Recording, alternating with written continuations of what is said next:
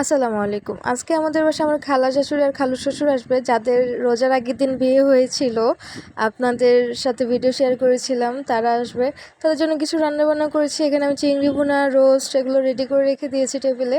সাথে পোলাওটাও রান্না করে ফেলেছি, আর এখানে চিকেন ফ্রাই রান্না করেছি, আর বিফ রেজালাটাও রান্না করা হয়ে গিয়েছে। আমি আসলে কড়াই থেকেই এভাবে ভিডিও করার জন্য খুবই দুঃখিত, কেননা সময় স্বল্পতার জন্য টেবিলে সার্ভ করার পরে সুন্দরভাবে ভিডিও করা হয়নি।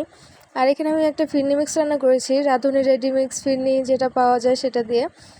আর যেটা বলতেছিলাম, আমরা রান্না শুরুই করেছি 11টার দিকে, আর তাদেরকে 2টার দিকে খেতে দিয়েছি। এতগুলো আইটেম রান্না করা খুবই কষ্টের ছিল।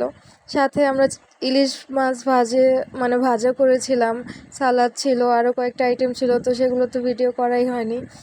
তো যাই হোক, এই যে ওনারা কিছু মিষ্টি নিয়ে এসেছিলো আমাদের জন্য। এই মিষ্টিগুলো খুবই মজার ছিল, স্পেশালি লাড্ডুটা আর এই মিষ্টিটা অনেক মজার ছিল।